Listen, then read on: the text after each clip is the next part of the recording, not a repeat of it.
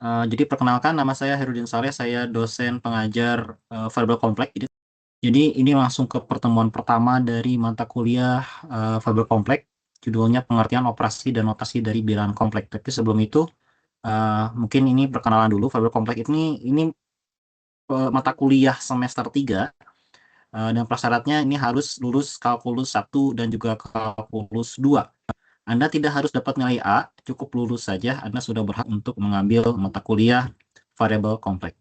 Kodenya ini AZK2BAB3 gitu ya. Dan ini identitas saya sebagai dosen kelas dari Farkom. Nama saya Hardin Saleh dan kodenya KHS. Nomor WA-nya untuk selama pengajaran menggunakan ini, nomor WA saya. Lalu untuk emailnya saya menggunakan email TELU. Jadi ini nama saya ada @telkomuniversity.ac.id. Ruang dosen saya di TLT lantai 3, ruang 3H12. Atau perkuliahan di mata kuliah variabel kompleks ini hampir sama dengan mata kuliah yang lainnya. Di antaranya ada keterlambatan maksimal 15 menit. Keterangan dalam post-test ataupun ujian, ini nilainya akan dinolkan untuk post-test dan ujian yang bersangkutan. Jadi, post-test dilaksanakan pada pertemuan terakhir sebelum ujian CAO. Lalu minimal kehadiran 75%, jika tidak terpenuhi maka nilai dari dosen tidak dapat diproses di Grasias dan nilainya otomatis jadi E. Lalu apabila ada koreksi kehadiran, misalkan Anda sebenarnya hadir namun di Grasias tercatat tidak hadir, maka koreksi kehadiran hanya berlaku di hari yang sama. Jadi di luar hari itu biasanya tidak saya layani. Begitu untuk aturan perkuliahan. Ada pertanyaan dulu? Tidak ada? Sudah cukup, Baik. Bapak. Oke, lanjut. Untuk CLO-nya ada 4 CLO di mata kuliah kompleks. CLO 1 yaitu menyelesaikan kasus sistem bilangan kompleks dan fungsi kompleks. CLO 2 menyelesaikan kasus integral real dan integral kompleks. CLO 3 menyelesaikan kasus deret kompleks, residu, dan aplikasinya. CLO 4 menyelesaikan kasus deret dan transformasi Fourier.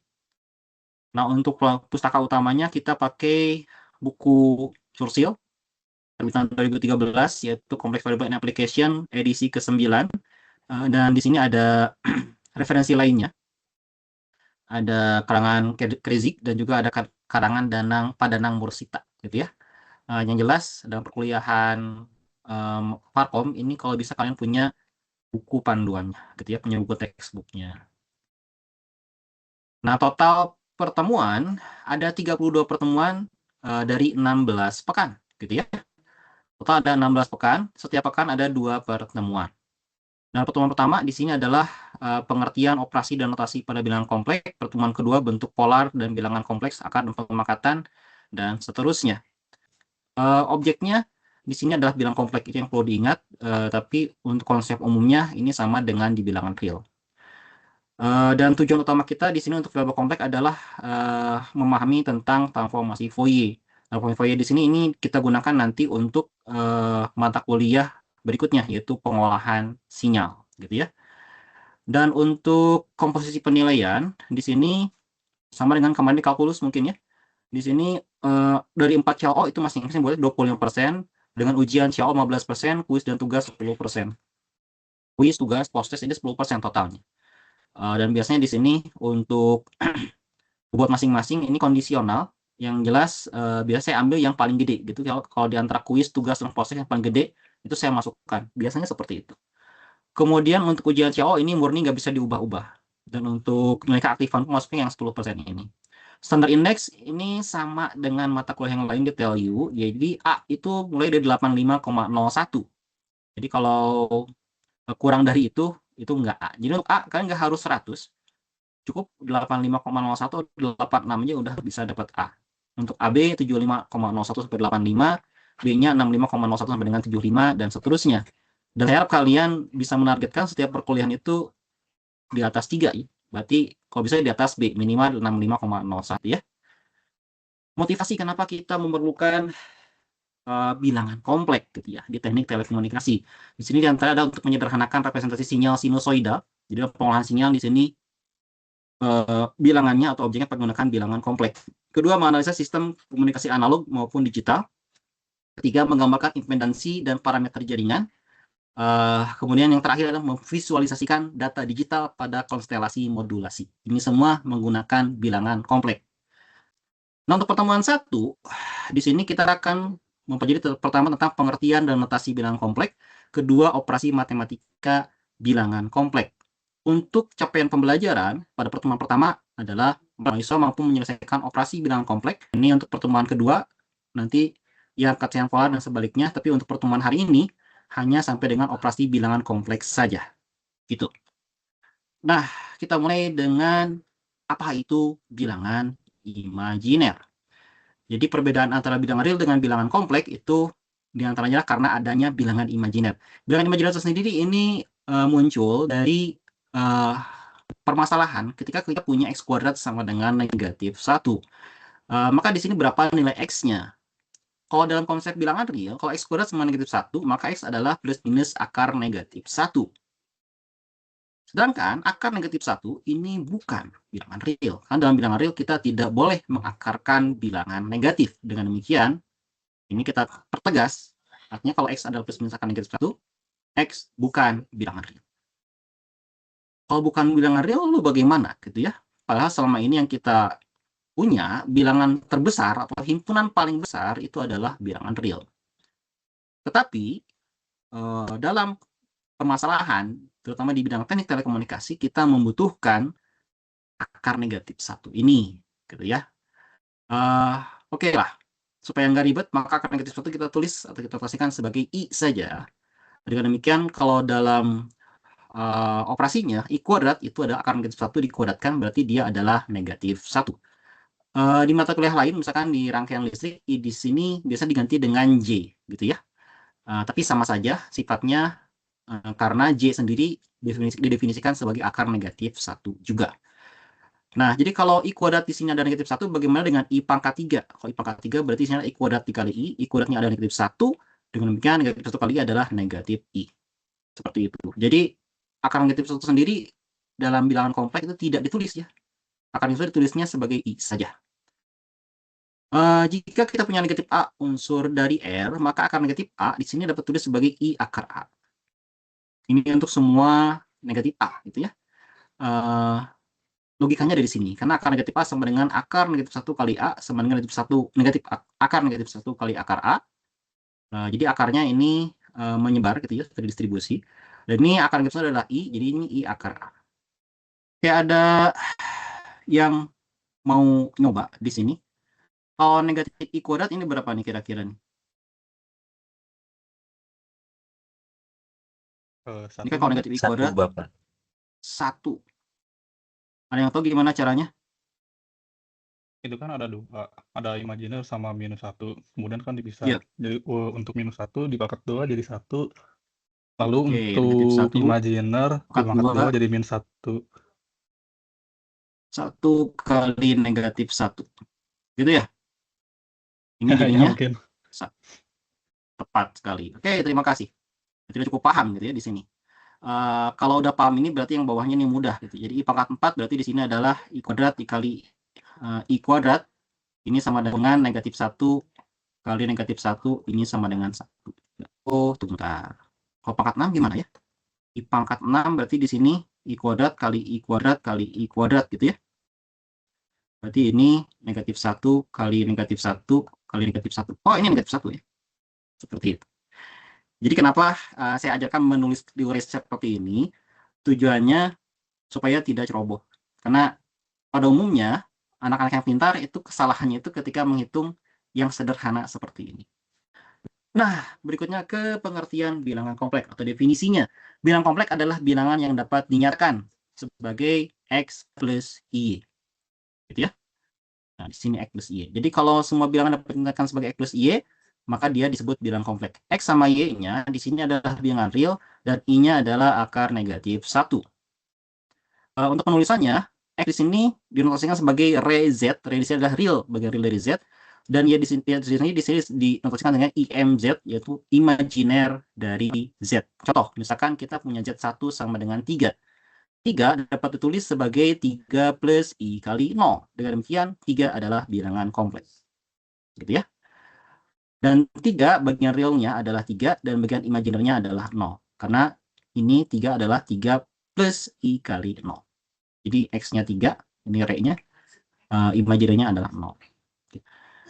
Kedua, kalau 2 plus akar negatif 9, apakah dia bilangan kompleks? Mari kita lihat.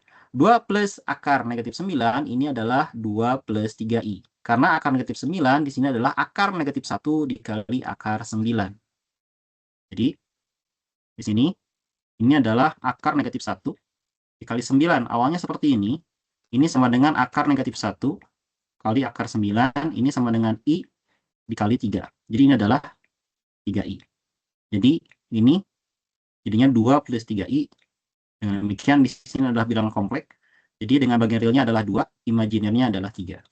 Jadi 2 plus akar negatif 9 pun ini adalah bilangan kompleks. Lalu akar negatif 3 pun ini bilangan kompleks, karena akar negatif 3 adalah 0 plus i akar 3. Bagian realnya di sini 0, imajinernya adalah akar 3. Sampai sini, ada yang tanyakan dulu atau tidak? Ya, Pak. Ya, silakan. Ini kan untuk persamaan sendiri itu Z sama dengan X tambah imajiner dikali Y. Untuk Ya, imajinernya sendiri, kenapa harus dikali Y? Kenapa tidak dikali X? gini. Jadi kita mengikuti notasi yang disepakati, gitu ya. Kita sepakati bagian imajinernya disimpan di sebelah kanan, gitu ya. Pak, boleh nggak Pak kalau kita tuliskan Y plus X? Y plus X. Boleh aja, gitu ya. Cuman nggak lazim, gitu. Seperti itu aja. Eh, kita pun tahu bahwa penjumlahan itu bersifat apa ya, komutatif, gitu ya. Jadi kalau misalkan 2 ditambah 3 dengan 3 tambah 2 itu sama aja. Kita paham itu. Tapi dalam simbol, itu kita mengikuti kesepakatan bersama. Dan simbol-simbol matematis itu biasa disepakati secara internasional oleh orang matematik sendiri dan juga oleh orang yang menggunakannya gitu. Dalam hal ini orang teknik atau engineer dan juga sains. Dalam hal ini fisika gitu ya, kimia itu notasinya biasanya serupa. Cara penulisannya serupa. Seperti itu.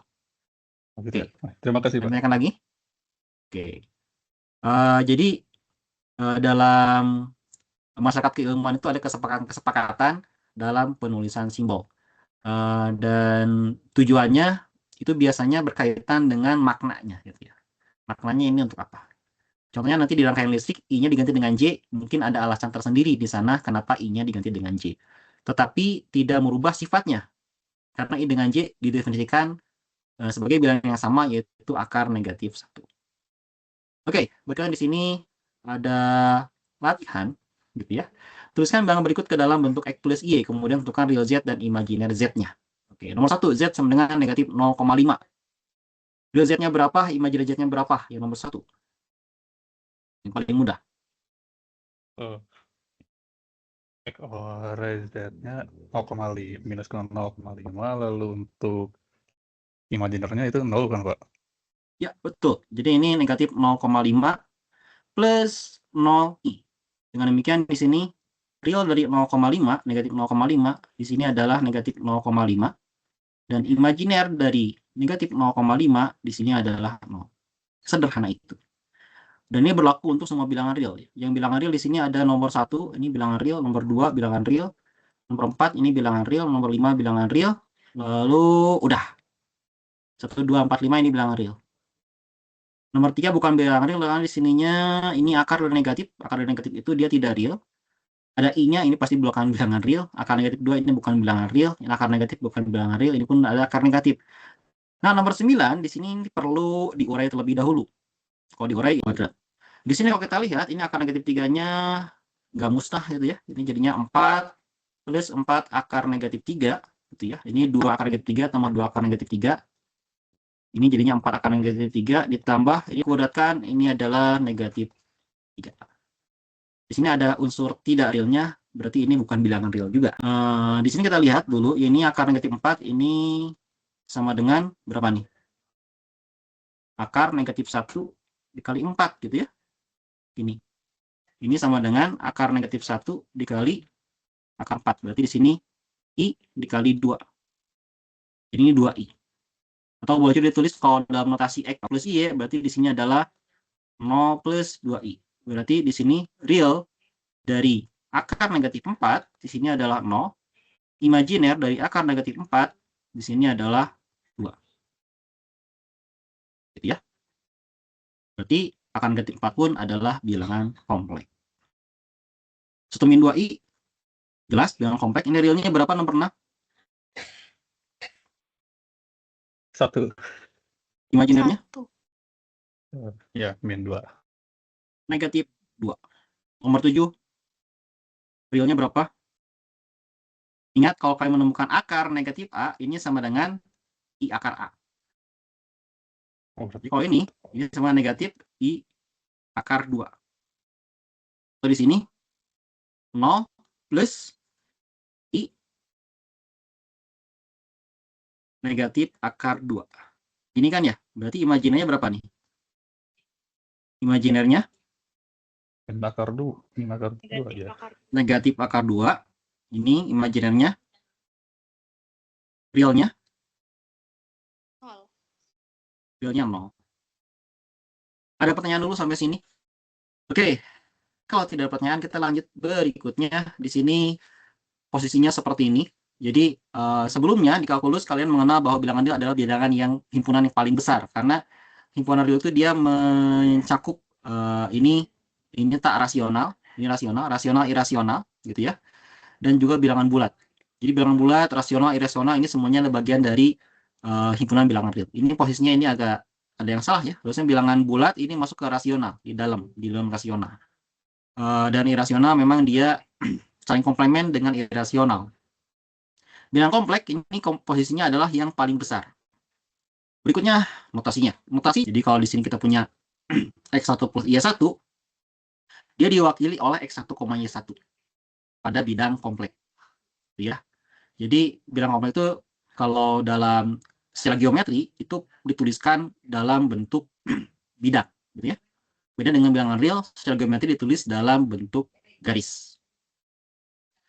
Lalu bagaimana dengan pengoperasiannya? Pengoperasiannya bilangan kompleks itu sama dengan bilangan real. Jadi kalau kita punya Z1 adalah X1 plus Y1, Z2 X2 plus Y2, bagaimana dengan penjumlahan perkalian dan perkalian skalar? Perkalian seperti ini. Penjumlahan seperti ini. X1 plus Y1 tambah X2 plus Y2 ini dibuka aja kurungnya. Kita jumlahkan bagian realnya saja, ditambah imajinernya dijumlahkan. Jadi ini X1 plus X2 tambah Y1 plus Y2. I-nya simpan di luar, jadi Y1 plus Y2. Seperti ini penjumlahan, nggak ada yang aneh ya.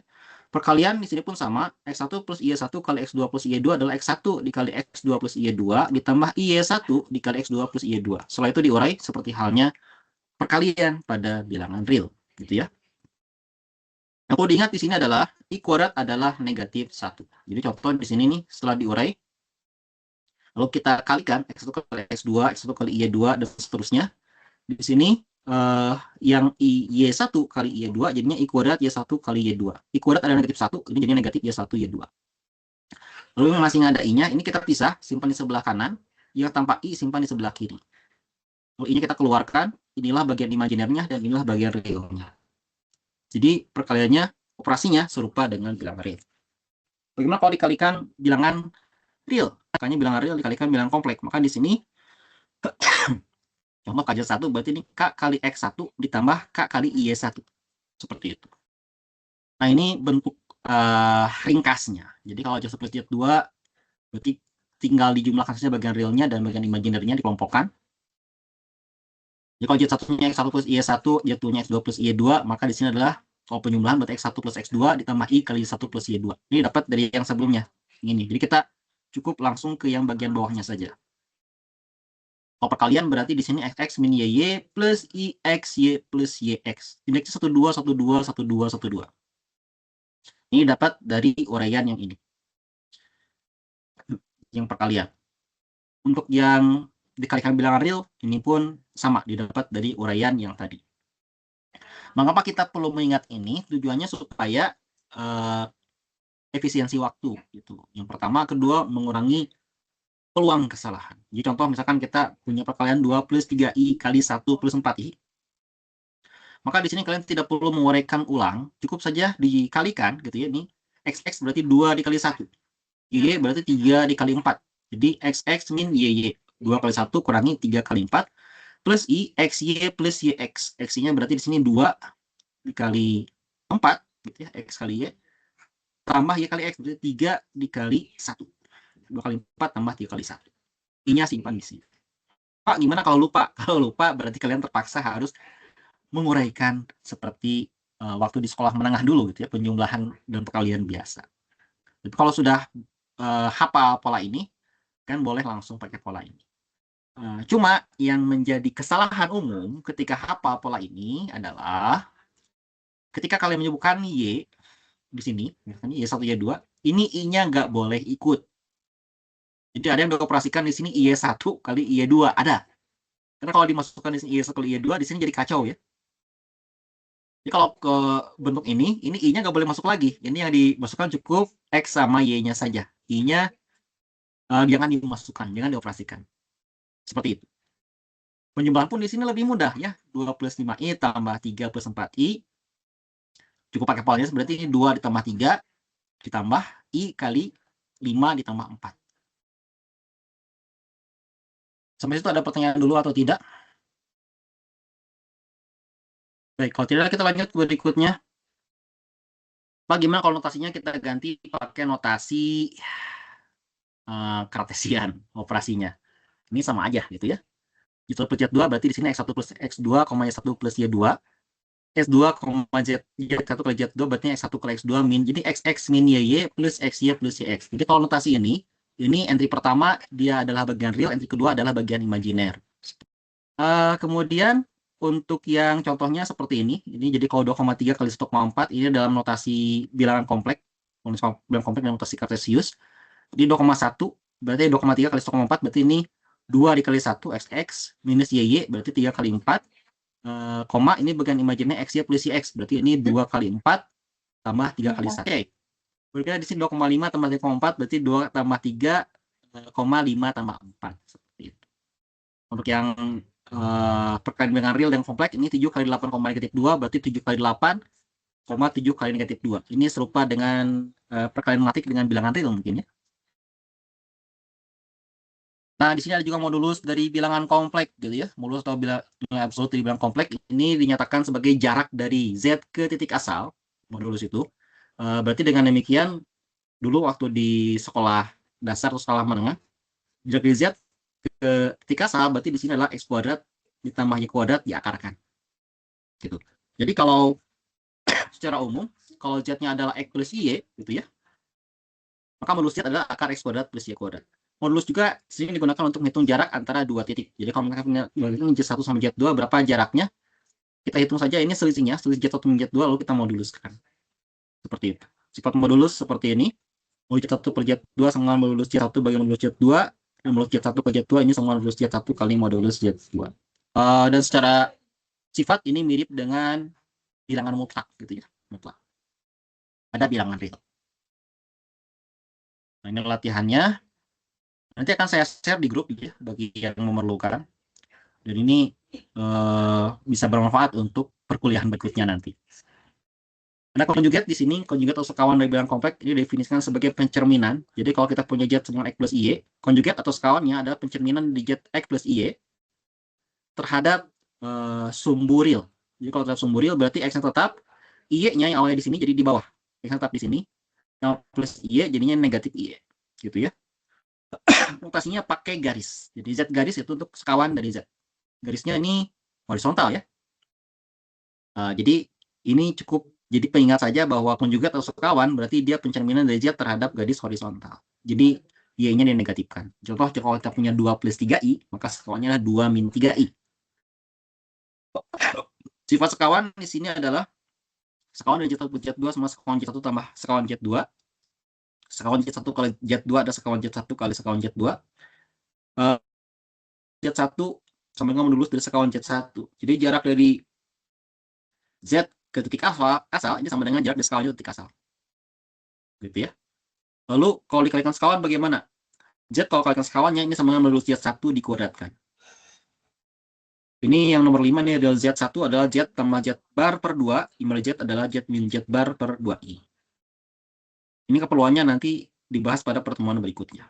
Nomor 6 ini kita samakan segitiga biasanya digunakan untuk pembuktian, gitu ya. Pembuktian suatu formula yang menggunakan bilangan kompleks. Contoh, tentukan bagian real, bagian imajiner, dan modulus dari Z sama dengan 2 plus 3I per 1 minus I. Caranya bagaimana menentukan real, imajiner, dan modulus? Ya, di sini 2 plus 3i plus 1 minus i kita kalikan dengan sekawan dari 1 minus i. Tapi karena kita tidak boleh merubah nilai, kita kalikan dengan 1 plus i per 1 plus i. Ini kan nilainya 1 ya, karena dibagi dengan dirinya sendiri. Tapi dengan memunculkan ini, maka 1 min i bagian bawah ini akan menjadi bilangan real. Karena 1 min i kali 1 plus i, ini kalikan sekawan, ini jadinya adalah 1 kuadrat kali negatif 1 kuadrat. Gitu ya. Jadi kalau ingat, A plus B kali A min B, ini adalah A kuadrat min B kuadrat. Jadi kalau 1 plus I kali 1 min I, berarti di sini adalah 1 kuadrat minus apa? I kuadrat gitu ya. 1 kuadrat adalah 1. I kuadrat ini adalah negatif 1. Ini jadinya 1 plus 1 sama dengan 2. Gitu. Kalau di sini kita menggunakan sifat yang sekawan tadi. Kalau sekawan kan Z kali Z bar, ini sama dengan modulus Z kuadrat. Modulus Z kuadrat itu apa? Akar dari X kuadrat plus Y kuadrat dikuadratkan. Gitu ya. Ini jadinya adalah X kuadrat plus Y kuadrat. Jadi kalau 1 min I kali 1 plus I berarti adalah 1 kuadrat. Ini sebagai X-nya, Y-nya negatif 1. 1 kuadrat. Seperti itu. Bebas ya. Mau menggunakan sifat sekawan atau menggunakan sifat yang ini. Bebas. Gitu ya. Hasilnya sama. Gitu ya. Sama-sama 2. Ini negatif. Ini kan X-nya, ini 1, Y-nya negatif 1. Jadi seperti itu. Hasilnya sama-sama 2. Terus dioperasikan, ini bagian atasnya, ini pakai XX, jadi 2 kali 1 minus YY, 3 kali 1. Jadi 2 XX min YY plus I, XY plus YX. XY berarti 2 kali 1. YX berarti di sini adalah 2 kali 1 yang ini, 3 kali 1 yang ini. Jadinya 2 plus 3. Hasilnya di sini adalah 2 tambah 3 ini 5, jadi I kali 5 per 2, ini dominasikan negatif 1, negatif 1 per 2. Jadi bagian realnya, negatif 1 per 2, imajinernya adalah 5 per 2. Bagaimana modulusnya? Modulusnya ini bisa kita hitung menggunakan ini. Jadi modulus Z adalah akar dari bagian real dikuadratkan tambah imajiner dikuadratkan. Jadi ini yang realnya min setengah dikuadratkan tambah imajinernya 5 per 2 dikuadratkan. Lalu kita operasikan dapat hasilnya akar 26 per 2 atau menggunakan yang tadi ya, sifat. Jadi modulus dari Z adalah kalau ininya modulus Z1 per Z2 adalah modulus Z1 bagi modulus Z2. Jadi modulusnya terpisah bagian atas dengan bagian bawah. Atasnya dimoduluskan, bawahnya dimoduluskan. Yang atasnya dimoduluskan berarti ini akar dari 2 kuadrat plus 3 kuadrat. Yang bawahnya akar 1 kuadrat plus negatif 1 kuadrat. Hasilnya di sini sama-sama akar 26 per 2. Ada pertanyaan dulu sampai sini? Tidak ada. Penutup. Mohon mengerjakan kuis dan juga tugas pada pertemuan pertama. Kalian tinggal buka LMS saja. Di sini ada buka kuis pokok bahasan 1 untuk kuis di sini. Kemudian untuk tugasnya juga ada di sini. Ini tugasnya. Dan untuk deadline-nya dikumpulkan pada hari ini juga. Jadi selesai pada hari ini. Ya, jadi mungkin sekian dari saya. Sampai jumpa pada pertemuan berikutnya. Assalamualaikum warahmatullahi wabarakatuh.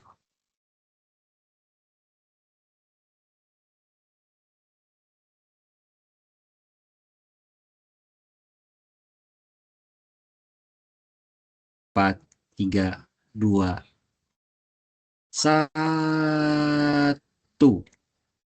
Oke. Assalamualaikum warahmatullahi wabarakatuh. Selamat pagi. Terima kasih, Pak. Waalaikumsalam warahmatullahi wabarakatuh. Ya. Terima kasih Bapak. Waalaikumsalam warahmatullahi wabarakatuh. Makasih, Pak. Ya.